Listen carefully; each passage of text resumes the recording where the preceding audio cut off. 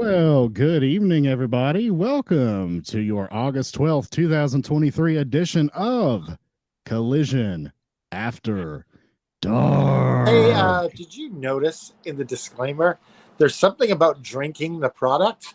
No consumption is our fault. Don't drink any of our bodily fluids, all right? Let's get that intro. Sound advice. Wrong one.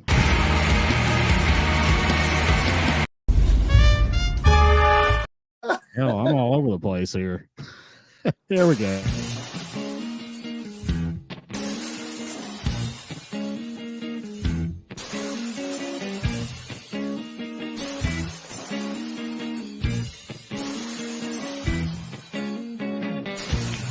It's Collision After Dark, baby.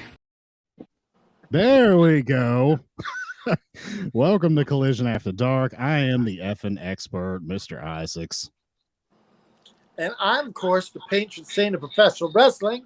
I'm that gingered up, bubbly son of a bitch. My name is Canada Dry. And we got a couple of friends here with us this evening. I'm very excited. We've got Gran Torino and CJ Nevermind. Go ahead and introduce yourself and say hello to the community, fellas. Hi guys, it's me, Torino, also known as the last assassin from the league. And I'm just here to chat about wrestling. Did anyone ever tell you you look a lot like Tommy Chong, like a young Tommy Chong? Not look, but sound. Oh, okay. For sure. See, he shared his stash with me. That's why I messed up the intro.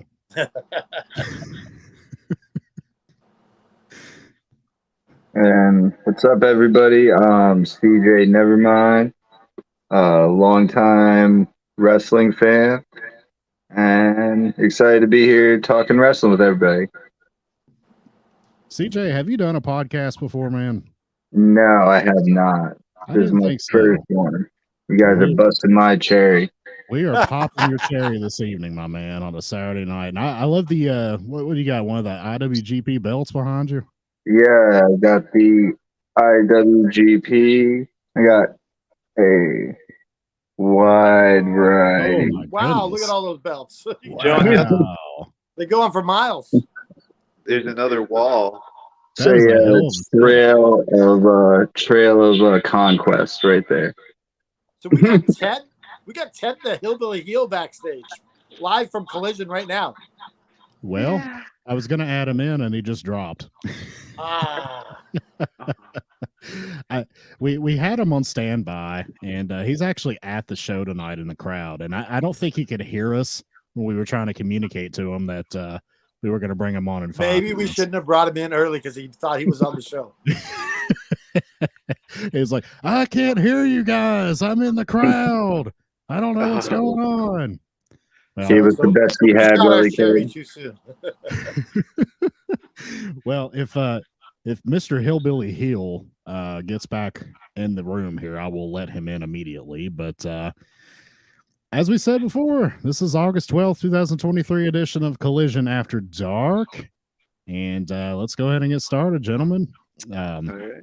The show started with good old Tony Schiavone coming out to the ring, Schiavone. I know Harry likes when I call him that. He introduces Ricky Starks to come out at the very start of the show. Ricky Starks is wearing a weird utility vest. Kind of looks like he's coming out to climb a telephone pole, like he's ready to fix your internet. That's what it almost reminded me of a flotation device. A flotation device. This guy thinks he's going to drown. He's wearing a life preserver. Back to the Future. Exactly. Little Back to the Future reference. Not a bad reference. Schiavone strangely recognizes that he's holding Ricky Steamboat's belt. Now, how does he remember the belt Ricky Steamboat was wearing? That's kind of interesting. A little strange, but whatever. He's like, wait a second. That's Ricky Steamboat's belt. I was looking at his waist the whole time. That's his belt. Was something going on between Schiavone and Ricky Steamboat? You never know. It could have been like a Louis belt. Easily like $2-3 grand. Oh yeah, you save his ass. Why don't you?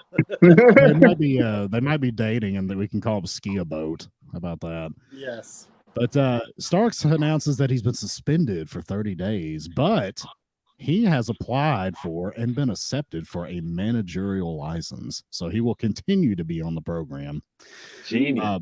I think this was like a really good promo by Starks. Yeah. Very fiery. I like this. This is probably the best promo I ever recall Starks having. Aaron, what'd you think about this?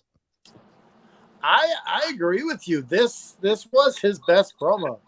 I think being a heel affords you more creativity because you don't have to worry about following the rules and being what a baby face is supposed to be. You can do anything when you're a heel. But yeah, I thought it was interesting that he's going to be a manager now. Like, how is he going to get? Who's he going to manage? Is he going to like go on a recruiting seminar of wrestlers now? Is he going to do like the? Do you remember the Bam Bam Bigelow search? It remains to be seen. I'm sure he's going to take some young heels under his wing. CJ, what do you think about this, man? I think it was definitely a statement promo from Ricky Starks. He definitely was towing the line of saying, I'm a heel, but still gotta love me. I'm still gonna be here. I'm gonna be everywhere, every day, and I'm undeniable. I'm Ricky Starks. You might even call him absolute. Absolute. Gran Torino, what'd you think, man?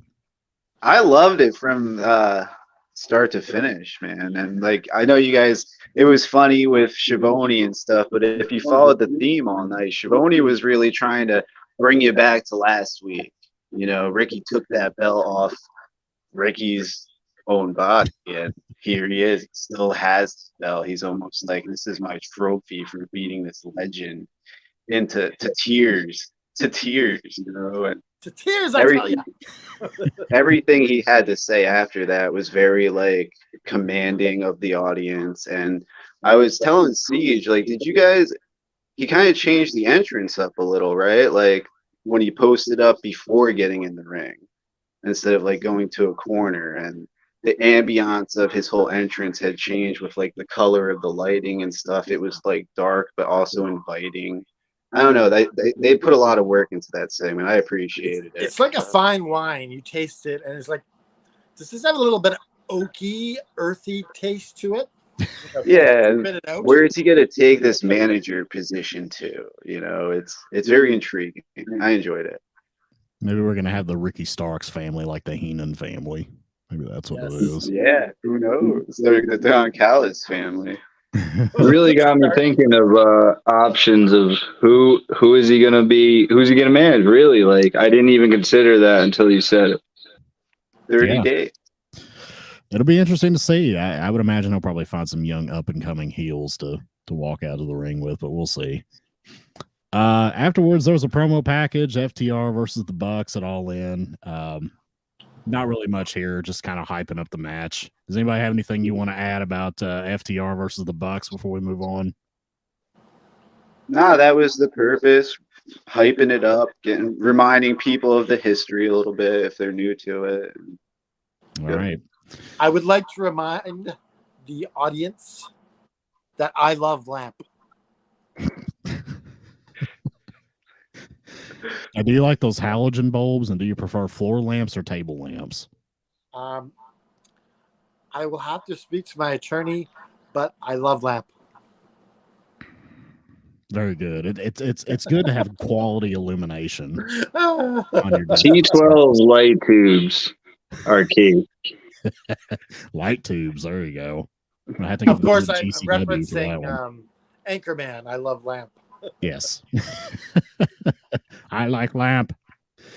Match 1, the Acclaimed versus, and I had to ask Aaron who this was because I totally missed it. Iron Savages, apparently, was the name of this team. Yeah, so they were formerly known as Bear Country. Yeah. Bear Country, yeah. They had those, I'd heard the name. they had those I wasn't horrible very familiar. masks that don't look like bears. It was like, this was, I still don't like them.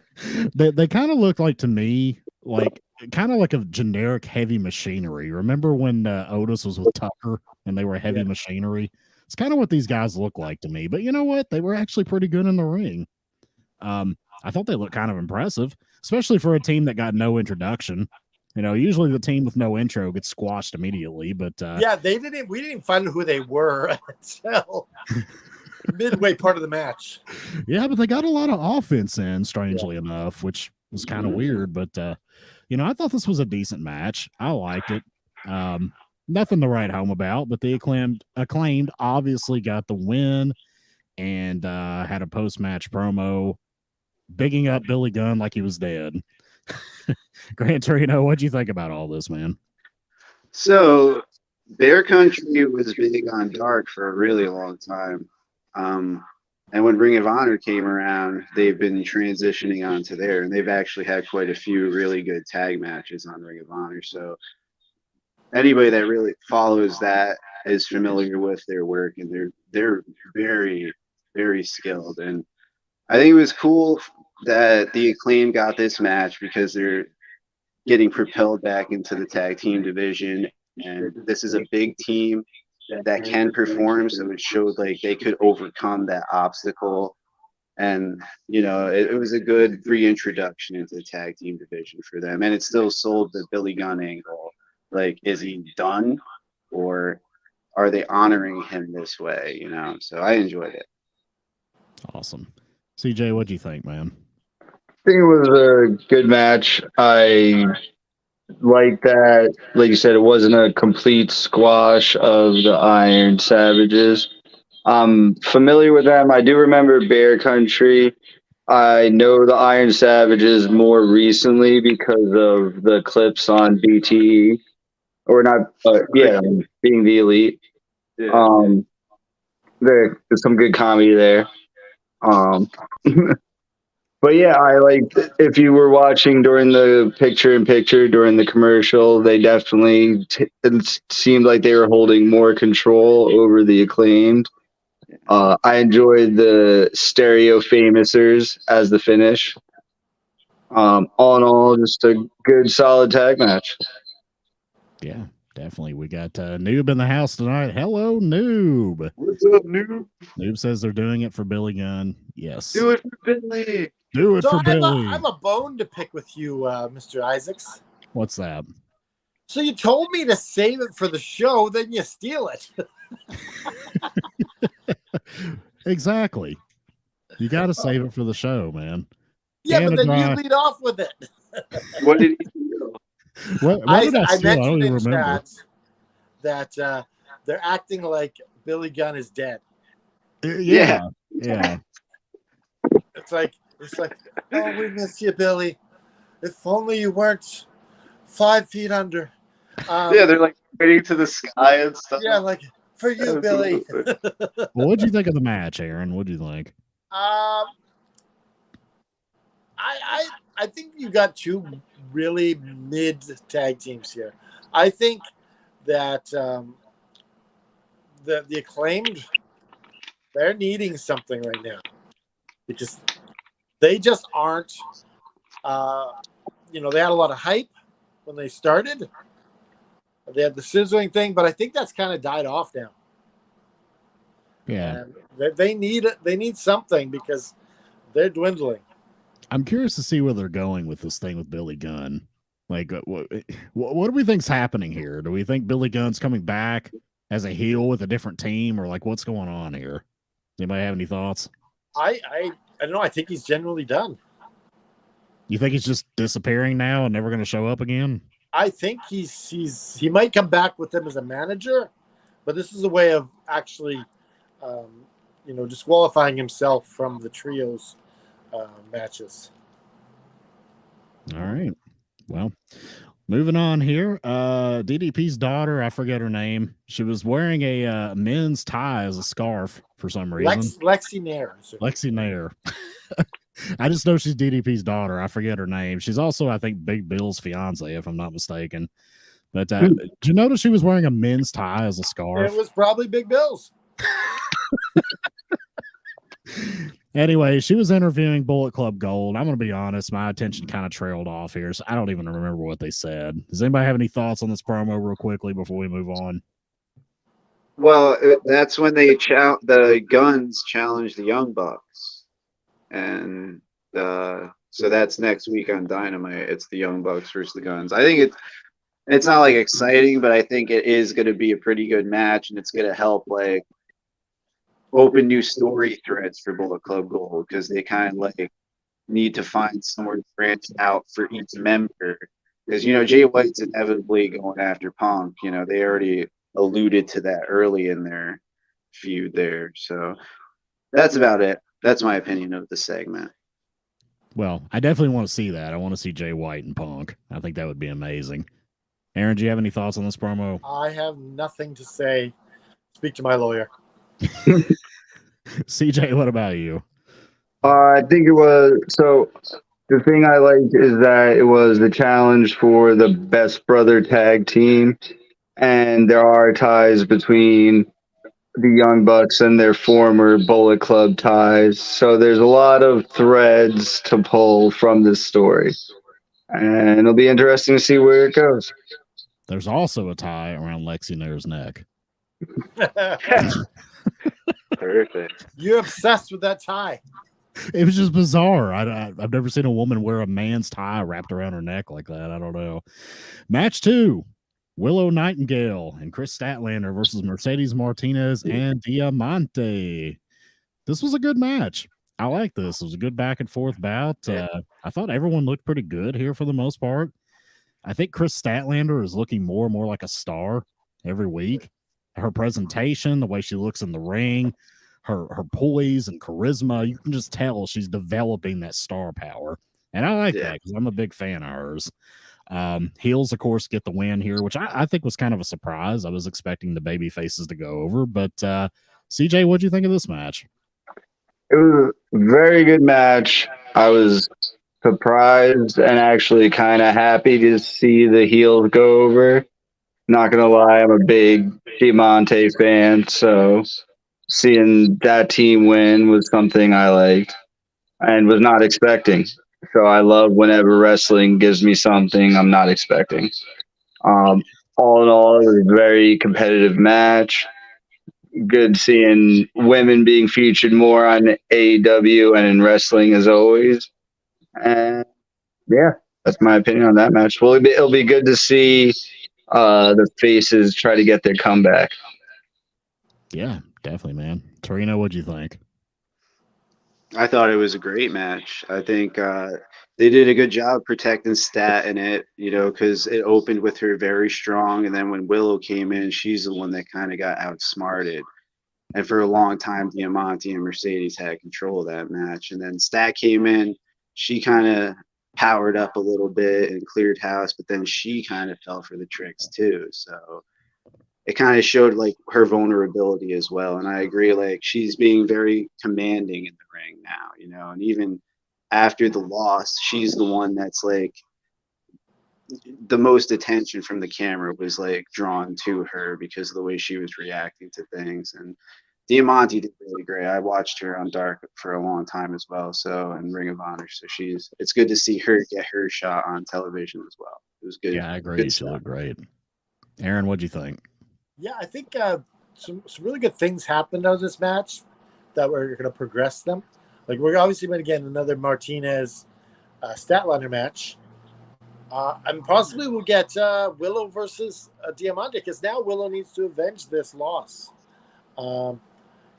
Willow's got to move forward, and I'm thinking they're probably on Ring of Honor a lot. These two. Diamante is for sure. Mercedes just made a comeback. Most of her stuff has pretty much been on AEW, but she's had stuff. I don't know. Willow has been featured more on AEW. That's interesting because she was a Ring of Honor star. Yeah, to start, I'd say for sure. All right, moving on here. We get Toni Storm in the back. She's doing her Marilyn Monroe shtick again. Mommy Dearest. Tony gets upset at Lexi, tells her to shut up, and horribly chucks a high heel that misses her by a mile. It cracked me up. What a pathetic throw from this athlete who's the former women's world champion. She's broken. She's going through a lot. She is going through a lot. She lets Well, you know what? This is a bad impression of Marilyn Monroe because Marilyn Monroe was a sweet lady. Yeah. I think it's more like Mommy Dearest type archetype, like that, like strung out woman. Like, she's lost everything, All right. Well, moving on here, we got match 3, Samoa Joe versus Andrew Everett. This was a kind of a little bit of what we would refer to as a squish match. But, Yes, Everett got a little bit of athleticism and a couple of moves in before Joe just completely choked him into oblivion. Keeping Joe looking strong. It's on the mic, calls out CM Punk, tells him, "I'm done asking. Now I'm going to make you do it." Aaron, what'd you think about this one, man? I think it is what it says. It's very simple. It's the squish and a call out. So don't have anything more to say. Speak to my lawyers. Speak to your lawyers, man. He is very scared of me being litigious this evening. I don't know what's up with that, but Torino, what'd you think of the squish? I think it served its purpose to kind of bridge to what was going to happen inevitably in the main event, like what we found out would happen. You know, it was a nice bridge. Like, hey, you're not safe tonight, and that was really the point of it. Gran Torino, can I ask you a question? What's up? Now, at the beginning of the show, it says, we are not responsible if you consume effing wrestling, like if you drink it. Would you drink effing wrestling? Probably not. No, you wouldn't I'm drink very it? careful. I'm very careful about what you put with in your what I body. consume. Yes. What a very I need to see the nutritional facts. here. CJ, what do you think of the squish match, man? It was good for a squish match. At least that Andrew Everett, I know, I believe is a North Carolina local wrestler. I remember him from Impact, so it was nice getting to see him get some TV time and a local pop at least. And the announcers still tried to put over his accolades, even though it was a squish match. He's been around a long time. Correct me if I'm wrong, but wasn't he Cameron Grimes' tag partner in the Indies? Yes, I was trying to remember. Is that his name in WWE now? Is it still Cameron Grimes, or was it something? Grimes. Yeah. Okay. Yeah. So can I ask you something, CJ? Nevermind. Yeah. So what's with the name Nevermind? Is this like a family name? It's like, do you have Mr. and Mrs. Nevermind as your parents? It's basically a whole lot that you don't gotta worry about. There's a lot of neverminds, and when it gets down to the nitty gritty, you never mind. You can wear whatever, never mind, as Kurt Cobain said. Mm-hmm. Right. Whatever, never mind. Noob says foreshadowing later on tonight. Yeah, I mean, it was kind of like the light bulb moment when you heard him call out Punk. It's like, and I'm gonna make you answer. You're like, okay, he's getting involved. Yeah. So just a random thing. Some other wrestling groups, they were using the little what do you call these things? QR codes. Yeah. So they're using the QR code on Facebook to send people to their group, but they don't realize is that when you're on your phone, you cannot use a QR code. So you can't get to their group with using the QR code. You have to find another phone to actually get to their group. Like, who was Did doing you drink the effing wrestling? I cannot say the name of this group. I will not say it. It's the group that does not exist. How about that? As far as I know, they do not. All right, guys, moving on here. We've got a Christian Cage promo who comes out and makes incest jokes about the North Carolina crowd. That's always nice. Oh, this was a joke. I thought he was being straight. They loved it. They loved it, man. The biggest joke, though, was he said LeBron James is better than Michael Jordan. Absolutely not true. No one He Absolutely. knew what he was doing. No one believes this. Says LeBron's better than Jordan, and he's better than Ric Flair. That's Well, two big that major. one I don't mind. I don't mind that one. I know you don't like Ric Flair. Yeah, it's two big Well, he major. wrestled the same match every single match for his whole career. It's two very North Carolina centric disses there. Yes. For well-known people. Cuts a promo on Darby. Arn Anderson ends up coming out with Brock Anderson out of nowhere, who looks like he hasn't trained or lifted a weight or anything in like 2 years. You know what he looked like? He looked like that guy who makes the jokes about the hot pockets. It looks like Jim Gaffigan. Yes. Like if Jim Hot Gaffigan pockets. came down in wrestling tights and Yes. got squashed by Luchasaurus. Yeah. So I this just thing get pinned. obviously, That he's like hot pockets.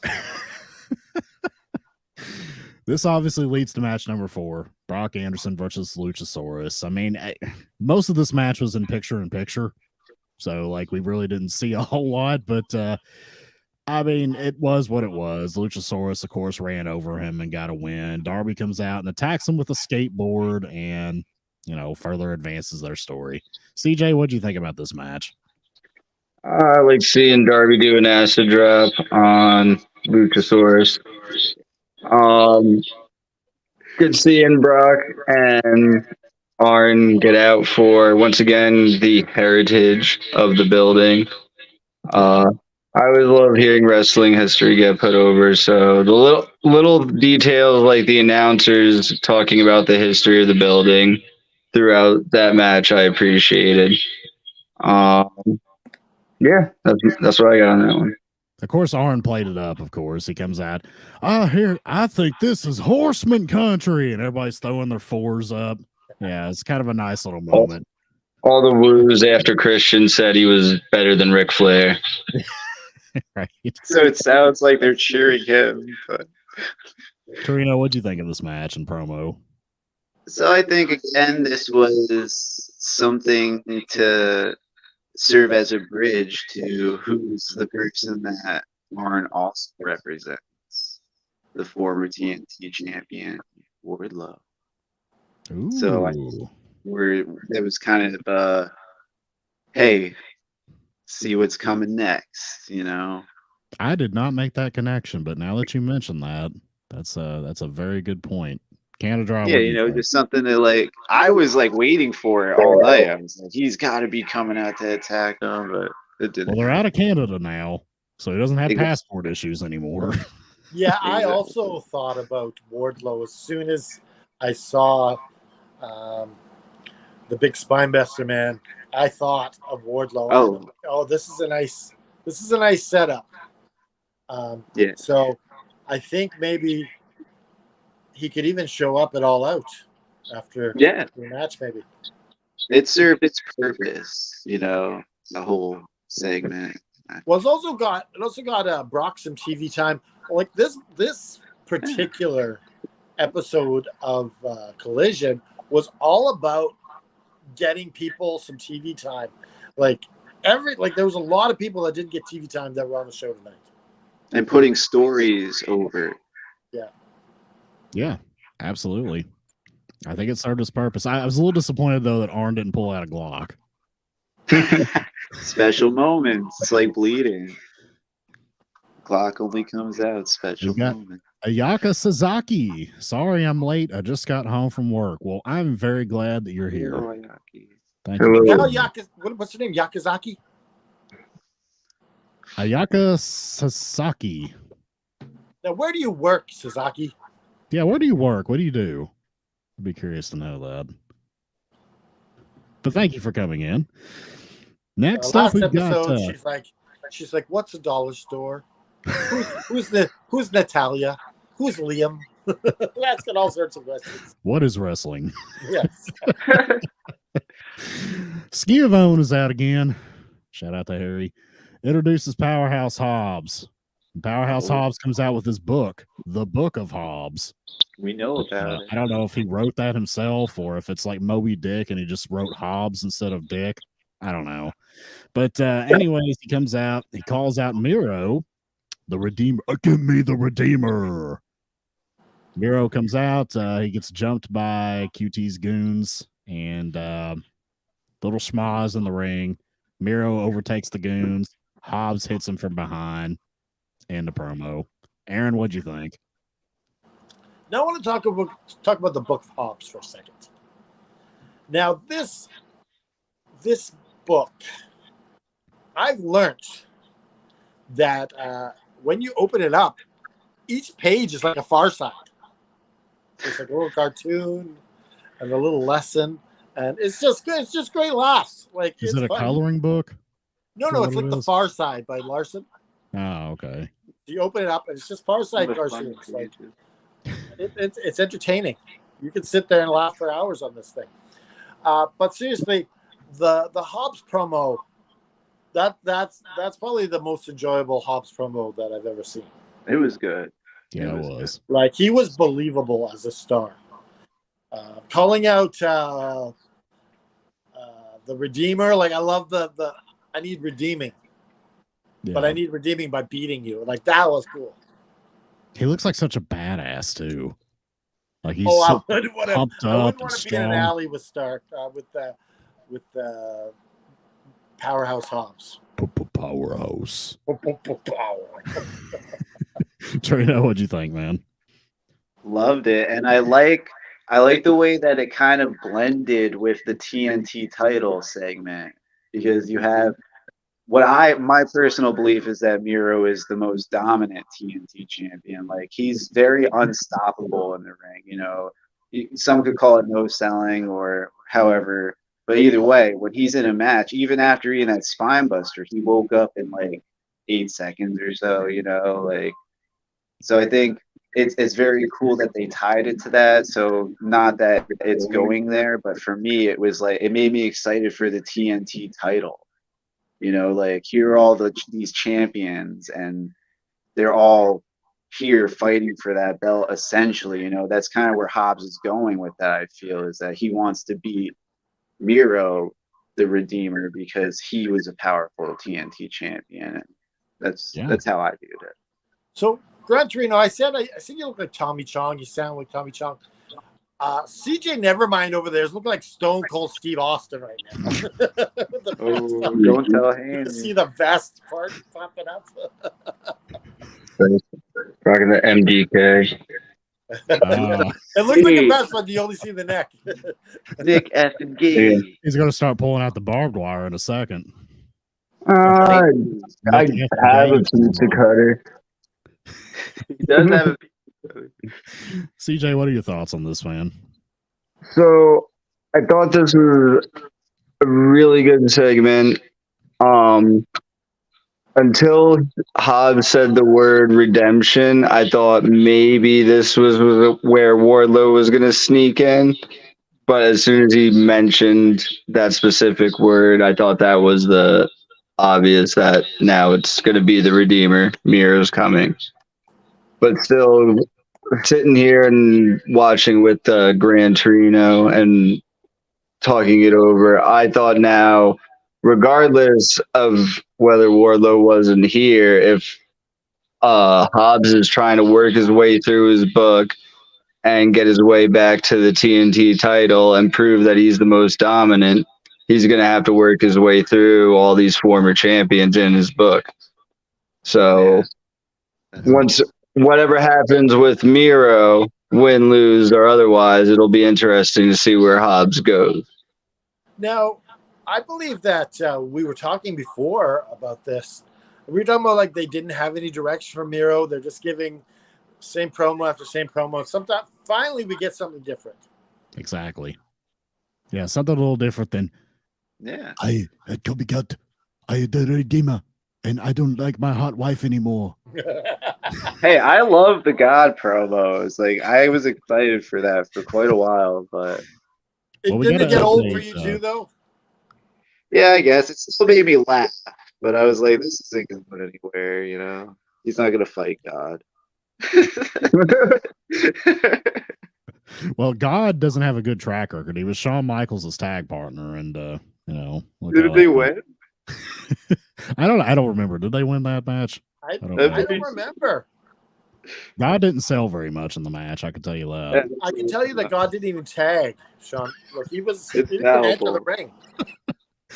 We got a update on Ayaka here. She says that I'm an idol singer. We had practice, and she said we need subtitles because her friends they don't understand English.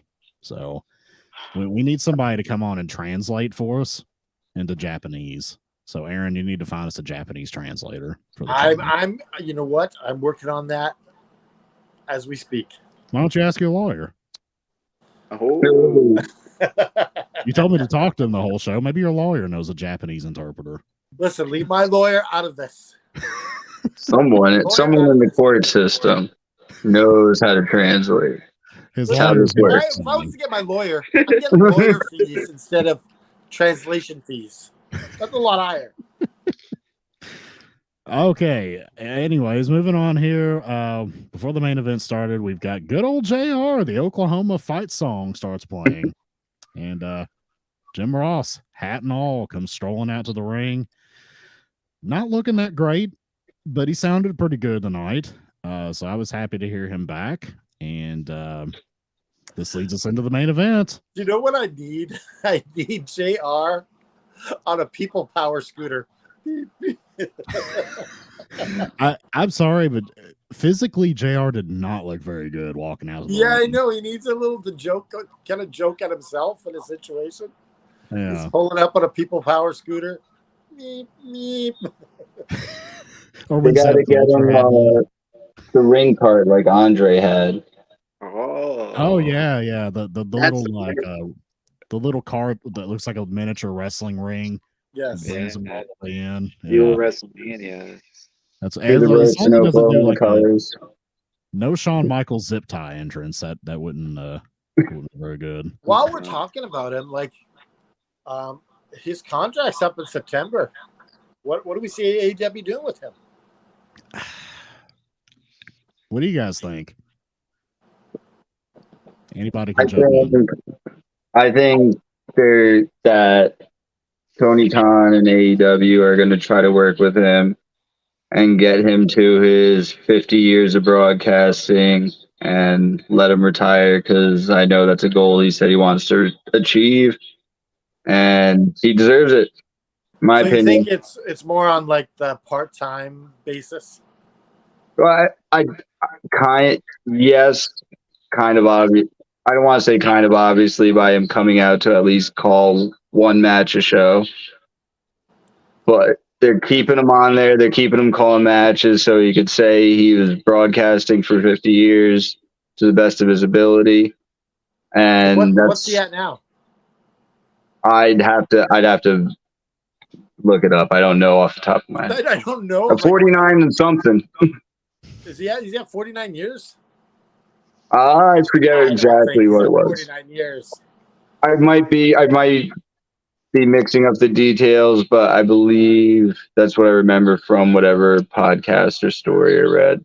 Well, he's been doing it since Mid-South Wrestling, which was sometime in the early 80s, I guess, is when he started. So I can see him like not actually being a broadcaster, but like late 70s maybe.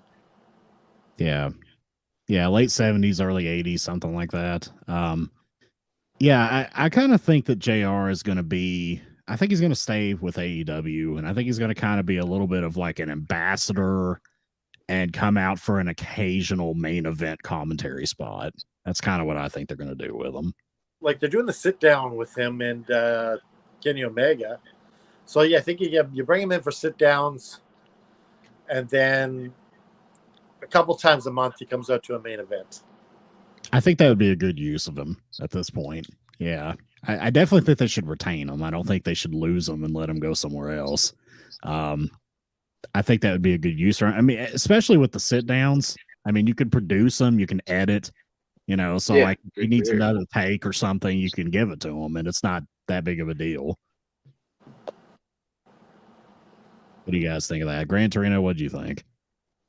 I agree with that, like a lot, actually. I think it's not hard to just keep him around and use him for specific things, and that still achieves any personal goals he may or might not have. So it's collectively, I agree with everyone. I just always I think like of it. that. The greatest sit down interview in the history of pro wrestling was that interview he did with Mankind when Foley first joined the WWE. I mean, that series of interviews, that was just great. Yeah. Jim Ross is great at doing that kind of stuff. So, Well, it really got him over. yeah. Yeah. I mean, I believe Foley even said that Vince didn't believe in him at all until he saw those promos with Jim Ross. And then it like kind of like curried favor in Vince's mind. So, I mean, JR still got it, you know, use them sparingly, but use them for little special projects like that. That's what I would do with them. Yeah, I I agree. agree. But the 6-man tag main event for the Trios Championship, House of Black versus CMFTR. Crowd is super hot. I love the mixed reactions that Punk gets. And I love the fact that he leans into it. He doesn't shy away from it and say, but I'm supposed to be a baby face. Like he leans into it. And if the crowd boos, he'll start acting like a shitty heel. Like I love it. The guy's got a brilliant mind for wrestling. This was a great match. I thoroughly enjoyed it a lot. I've been looking forward to this one all week. I think it delivered. It was hard hitting. The chops, the kicks. These guys look like they're going to need aspirin tomorrow morning. I just really enjoyed this. I thought this was a great match. Aaron, what'd you think? I love the moment when CM Punk and Malachi Black came in the ring together. It was just this cool moment. And then they're sitting cross-legged across from each other. Yeah, that was cool. Was very cool because CM Punk's known for sitting cross-legged, and so is Malachi Black. It was just cool. I could see a potential main event match between these two down the line. Absolutely. CJ, what do you think of the match, man? I think it was a great match. Definitely, probably the first piece in the long story that's just beginning. I like what Aaron said. The face off. I was hoping it was going to lead to a seated slap or chop, but as Danhausen said, the house rule was no chops, so that couldn't happen. That's true. That's true. I forgot about that. Yeah, I actually just realized that as I was saying it. I don't even know if they said the house rules match before or the house rule before the match. So I just thought that Danhausen thing was legit. It might. I have to rewatch the match and see how legit it actually was. But yes, that whole face-off and the cinematic aspect of the two quote unquote leaders, and then the rest of the armies coming in and the drawing the line, and just great wrestling storytelling, and hopefully the first piece in a story. And I love how Brody King, his face paint, he looked like one of those evil black metal guys that like burns down a church in Europe. Yes. Torino, what'd you think of this match, man? I loved it. Really loved it. I think right from the beginning you could like see the difference between the two teams. You had like a very powerful cohesive unit that could be explosive, and from there they take off in FTR and CM Punk, and then a strategic unit in House of Black that were trying to find ways to pick through the defense, and that was a story that was very prevalent from start to beginning, like especially after that face off, which I agree was like a great moment in the match, because after that things just you didn't really know which way they were going to go, even though you kind of knew which way they were going to go. It was a great match. I enjoyed it a lot. Absolutely. So I have a question for you, Mr. Isaacs. Yeah. Did you watch Dark Side of the Ring this week? I don't have Ice, so I'm behind on watching them. Oh, right. You haven't watched any of them. No, I have to wait for them to hit Hulu after the season's over. Oh. See, I have YouTube TV and I don't have Vice for some reason. So, yeah. Okay, we were going to talk about the Marty episode, but if everyone's not on board, I guess we cannot. No, I mean, you can throw out whatever. I mean, I'll watch it down the road sometime. All right, did you guys see it? Yeah. Yep. What are your thoughts, Gran Torino? I think that him and Sean have a beautiful friendship. I'll say that first. It's the most positive thing I can come out of that with, wow, those guys really like stuck it out, you know, and Marty loves him. No matter what. I thought it was hilarious that he got baptized and a couple days later or like a couple weeks later he got arrested. Well, yeah, he's like I was really holy for a while there. So you get a whole new scars. It was very on Sunday. Are you talking specifically about his alleged wrestling story? You can talk about anything you want about the show. We want to the murder. That was I was some going to crazy say, stuff. did they address the so-called murder that he said was a wrestling angle? Well, Yeah, apparently, it was the whole thing was wrestling. ended. A lot of people said that it was true. A lot of his friends said that it was true. Al Snow. Well, what it is that when he was a young teenager, he was in a car with somebody he didn't know, and they sexually made moves on him. And he got out of the car, and he was trying to get away. The guy tackled him, knocked him to the ground, and he was going to have his way with Marty. And Marty was able to grab a rock and smashed him on the head. Now, there were a couple different stories to this, that his parents came and they threw the body in the Chattahooga River. But the other story is that they burnt the body. But this is possibly true, because Who knows? Al Snow said he told him that this when they were tag team partners. Wow. Yeah, I know he had posted on his Facebook something about that story a few years back. And then, like, when police started questioning him about it, he's like, no, that was just a wrestling angle. And that's what they kind of did at the thing. It's just a wrestling story. Yeah. I was like, what is it for Impact? They kill people. Like, is that the story? See, I was just trying to get a job with Impact. I was just trying to work for Impact. They kill people all the time. Yes. Dude. I'm going to have to check that out. I mean, obviously, like I said, I'm probably going to have to wait. But did they say anything about his rumors with his daughter? Did they say anything about that? He said he was trying to get a lot of hype for himself at the time, and he apologized he said, my daughter didn't deserve that. He said that it wasn't true. He said he wasn't even the one that posted it. Yeah, he said that he had a friend doing it for him. Kind of like Buff Bagwell was doing. But I don't believe that. I think he was just trying to be wild and crazy. What a wild and crazy guy. That's for sure. Wild and crazy guys. Bring back some SNL bits here. Yes. All right, getting back to the main event here. I guess we should talk about the part at the very end with Samoa Joe coming out of the crowd and attacking CM Punk. Surprise, surprise, everybody. Setting up a match probably at All In. Aaron, what do you think about Samoa Joe interfering here?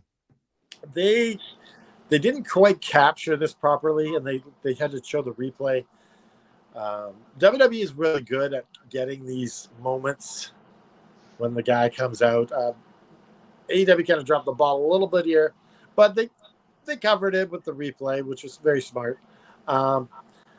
Yeah, I feel like this is, I guess, make CM Punk vulnerable before he wins at All In.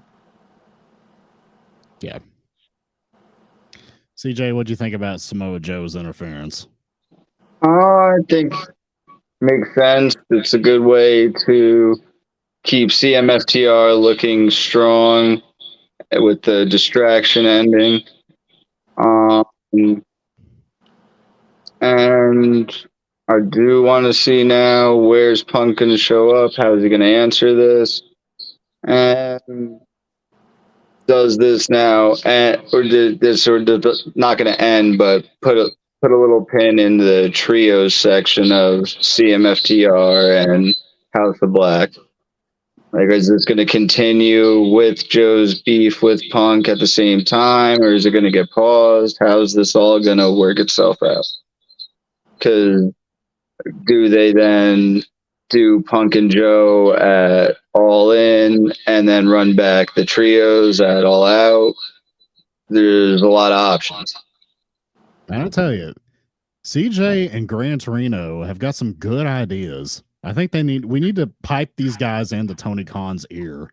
Maybe give him the best number of Tony Khan, because they've got some good ideas here, man. I like it. You know what I like? I like that Gran Torino seems genuinely happy to be on the show today. Like you just see joy coming from his face.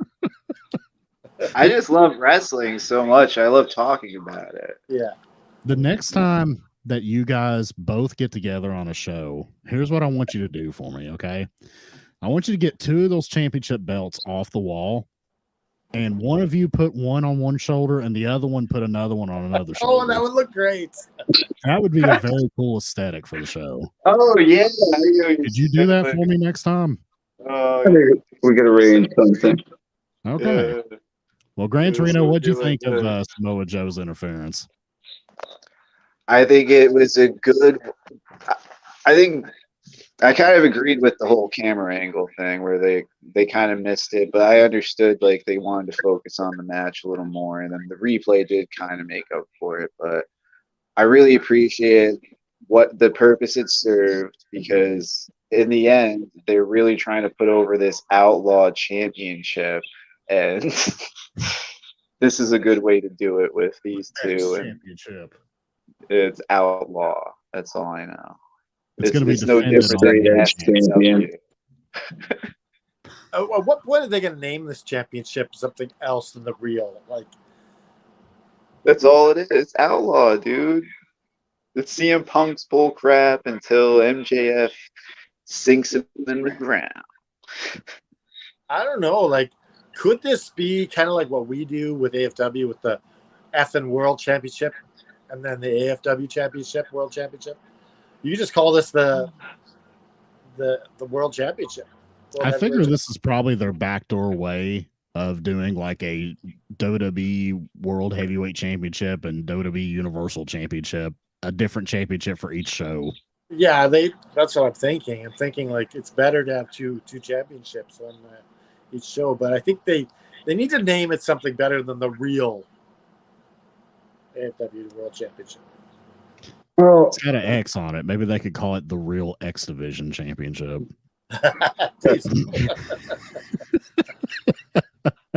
I think it makes sense to call it, as much as it's annoying, the real world champion makes sense, because eventually, despite all the stories that we have to deal with in the short term now, we do have to figure out who the real world champion is. Well, that's if you have him and MJF go at it and do a battle, unless you're keeping two belts on each show. I mean, we have a whole nother year, multiple years of stories to work our way through. Yeah. I genuinely believe that the original time Punk won the belt, it was supposed to build to him and MJF. So I think this has kind of been a long-winded course correction to get us back to that. Yeah, we were supposed to get another MJF and CM Punk. So because the same night he broke his foot was the same night that MJF gave the pipe bomb, and Punk off camera came out and like chased him out of the arena. You know, he ran away from Punk essentially because Punk wanted to like talk to him. So it was. I feel like it's like been. You know, we're coming home to that story. That's my opinion. I think they should do what they did when Ric Flair took the NWA World Heavyweight title on WWF television in the early 90s. Oh, you blur it out. So, what if good point on that, too. You're blurring out your own logo. Yeah, so like that's the other thing. No one else has acknowledged CM Punk's real world title. Everyone has just accepted this as the real world title. No one has come out to refute him or say, no one has said anything. It's yeah, like, well, Yeah. You would think It's this would be like the Avatar. talk of the town, right? yeah. if you Like remember, nobody's they acknowledging it. they officially stripped him of the title. There's a video on Dynamite Yeah. saying stripped of the title. Yeah. Like, yeah, No remember interim. this? Yeah. What he ought to do is he should have spray painted a damn Pepsi logo on the belt. That's what he should have done. Yeah. Might have been some copyright issues. Well, yeah, just like Will Ospreay made it the UK championship. It's no longer the US championship. Yes. Yeah. Will Ospreay apparently changed that. Taking I actually really control, like that dude. because United Empire. I really like that because it doesn't make sense for it to be the US title defended in Japan. But see, they usually have the Rev Pro title defended on New Japan shows, and they refer to it as the British Heavyweight Championship. Do want to see if this plays into All In now with the UK title being defended there. Yeah, I mean, I gotta think Ospreay has something to do with All In, but I mean, he hasn't been Well, it'd announced. be They nice. did rumor him versus Jericho.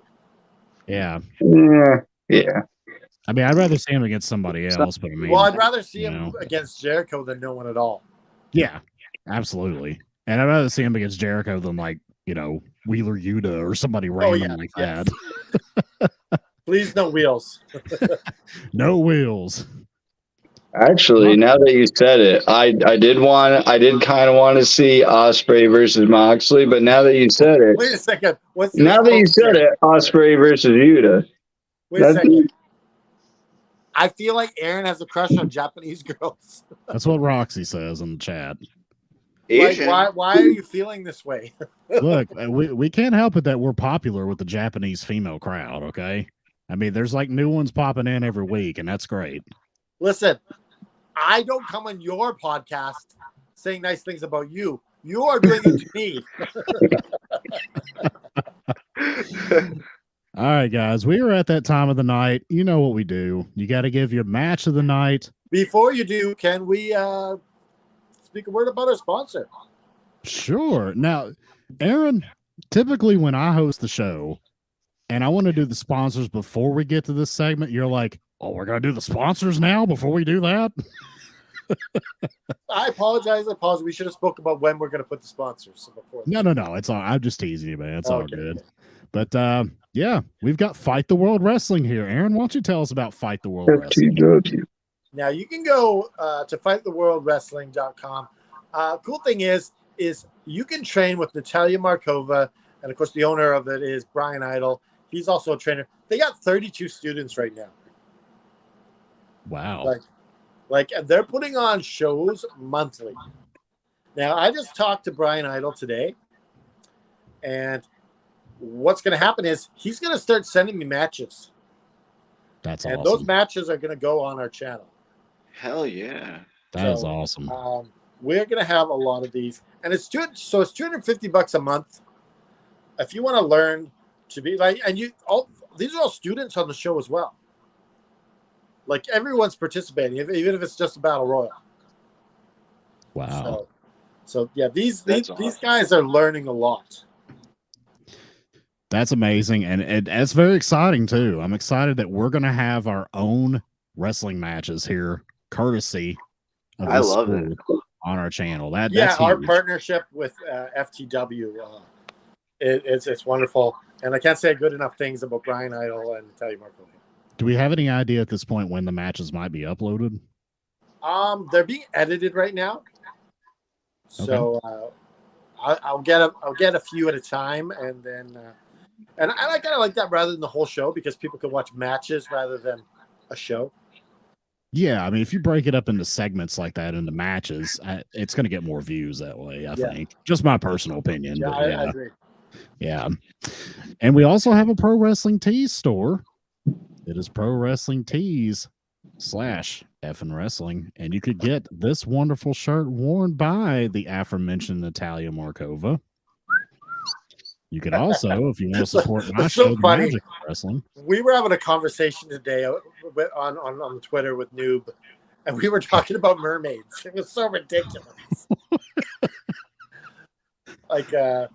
Noob was saying, you look like a beautiful mermaid. And I'm like, you know, mermaids are kind of creepy. Yeah, they've got fish parts, bro. Yeah, I don't want. Like- sorry, you lose the instant sexiness once you got fish parts. You've got the torso up, but then it's all fish down below, man. Like that's not anatomically correct. And it wouldn't help if it was the other way around either. No, if it was the other way around, that would be even creepier. Yes. Have I a just human noticed lower something. half and then a fish head. Like, oh my It's god! so funny because they thought I thought they were evil, but I'm like, no, they're not evil. And then Natalia goes, well, some are evil and some are nice people, just like everyone else. Now I want to see a horror film with a reverse mermaid, with a mermaid with the top half as a fish and the bottom half as a human. Oh I yeah, wanna you just see have that. a whole mermaid like that. You have both kinds in this movie. So, if you were to eat a mermaid, would it be considered cannibalism? I suppose it depends on which half you ate. Like, I mean, if you cut off half, So the of it, bottom just part eat tastes like half. fish, the top part tastes like pork, I guess. Yeah, it'd be like, fish below and then chicken above, right? Since all meat tastes like chicken, it's not like. Well, apparently, human tastes more like pork, I've heard. You've heard, Then who have you heard this from, Aaron? Well, it was actually Mythbusters because they were comparing the pig to humans, and they were talking about how it's the most. They went to the comparable- Amazon rainforest with the cannibal tribes and actually tried their best cuisine. Yes, on Mythbusters, they tasted it. And they're like, oh, that's good. I would not put it Anyways. past them. Back on track here. If you want a Magic of Wrestling shirt, we've got Miss Dollywood here, who I believe got married today, if I'm not Yes, mistaken. right? congratulations to Dollywood. Yeah, congratulations for Dollywood and her husband. That's wonderful. Mr. Dollywood. Alex also got married. He's also in the group. Alex, he is in the group. Yes. Congratulations. Congratulations from all of us Medical here talk. at FN Wrestling, specifically Collision After Dark. If you like old school wrestling, I know you guys do. Aaron, you're excited for this. I can tell. I can tell by the look on your face. You can go to prowrestlingtees.com/Adrian Adonis, who is on a recent episode of Vice's documentary series that we discussed earlier called Dark Side of the Ring. That's it, gentlemen. Well, we got to do the bells, remember? Oh, yes, we do. We do. Now, do we have any mathematicians among us? No one's good at CJ, math. Mandarino, you guys like math? Do a little bit. So usually we get like Joe Graham or like Byron does it on Wednesdays, and like they're good at it. Like I'm not a numbers guy, especially at 11 o'clock at night when I've been busy all day. So let us know. We're gonna give our bells, and we're gonna see if we can average it out at the end. So match of the night, promo of the night, and give your overall bell rating. Okay, CJ, I'm gonna start with you, man. What do you got? So, match of the night. Actually, let's start with promo of the night, 'cause that's the easiest one. I'm going to give that to Ricky Starks. And what is there a scale on the bell rating? 5. 1 through 5. 1 through 5. I'll give that a 4. Match of the night. I gotta go with my gut. I really want to give it to the women's match of Chris Statlander and Willow against Mercedes Martinez and Diamante. Just my personal opinion. I thought it was all in all a good match and probably my match of the night because it surprised me. And I'll give it 3 stars. Overall show, 4 star. So 4 bells from Mr. CJ. Never 4 bells. Yeah, sorry. Trino, what say you, buddy? So segment of the night or promo of the night. I'll go with Ricky Starks as well. Um, I think it was like as Canada Dry said earlier is probably his best yet, and I had said that during it, so I agree with that. I'll give that 4 bills as well because I think he kind of like lost where he was going with it towards the end. You know, he's like this dead ass show, like you could have had something a little better after all that fire, brother. You know, but I'll give him a 4 on that. And it's match of the night next, right? Yeah. Um, yeah, I'm gonna go with the CM, the main event, because that was just a really good story about the two teams and how their tactics collided. Um, I'll give that a 4 because it was kind of hard to predict through some of it, but you still kind of after the Joe, like I said earlier with the Joe thing earlier, it was like you know he was coming out at some point, or Ricky was like it wasn't ending clean. Didn't have to The have a show over. Nostradamus moment. Excuse me. You didn't have to have a Nostradamus type brain to know Samoa Yeah, Joe was coming out. exactly. Yeah, exactly.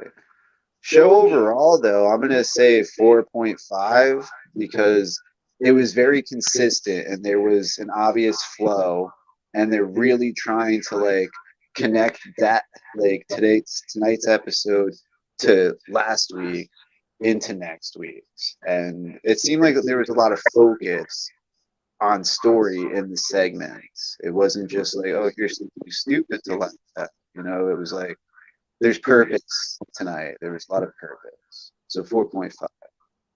4.5. All right. I will give my rating next, and then I'll go to Canada Dry at the end here. For me, the segment / promo of the night obviously is Ricky Starks. He was great, even if he looked like he was there from AT&T to fix the telephone wires in the neighborhood. Great promo, loved it. Match of the night, I'm going with the main event. I love House of Black. I love CM Punk and FDR. It was great. I love that match. The show overall, I'm going to give 4 bills. The main event was fantastic. If there had been just maybe one more match that I absolutely loved, I might have given it 4.5. But this is still, to me, my personal opinion, the best wrestling show on television. I mean, to me, it just is. It's the best pure professional wrestling show on TV right now. And I do prefer the show over Dynamite. I love Dynamite too, but I prefer the look and the feel and the presentation of the show. This particular episode, I'll give 4 bills. Canada Dry, finish us off here. All right, so I'm gonna. You guys all acknowledge Ricky Starks. I'm gonna acknowledge someone else. I'm gonna acknowledge Will Hobbs because this was his best promo, and I really enjoyed this. He stepped out of the shadows a bit, which was cool. And so yeah, Will Hobbs, match of the night. I'm going with the clean sweep for House of Black versus CM FDR. This match was just it was the most entertaining. And I also give it a 4 for bells. All right. So I gave it 4. Canada Dry gave it 4. Torino gave it 4.5. I think CJ gave it 4. Right? I got that right. Episode overall. Yeah. Yeah. So I'm not a mathematician, but it falls somewhere between 4 and 4.5. I'm thinking it's 4.2 or 4.1 or something like that. I would say it's probably like 4.3 something, I would imagine. But anyways, this was a good show. Yeah. It was good. We're just above 4, I guess, what we could say easily. Yeah, we're above 4. We're between 4 and 4.5 on the average, which is a good show again. Fantastic as always. Canada Dry, do you have any closing statements or anything you want to say here to finish us off? We have Talking to Ducks. It's going to be a game show style tomorrow. So what it is Liam is going to be on there, and so we had a long-standing joke that he was on this date with this girl, and she caught him talking to ducks, and she wouldn't stop teasing him, and so we were talking about this on Wrestling with the Paranormal one time, and I was like, you know what? This is a show, Talking to Ducks. Oh, Liam, you talk to the ducks, you silly goose. Yeah, so I was obsessed with the phrase "talking to ducks," and I thought this was a show, and I finally came up with what it was. And so tomorrow it's gonna be like this game show style, and he's gonna have to figure out between the three people who the real duck is each round. That Clever. sounds I fantastic. bet on Howard.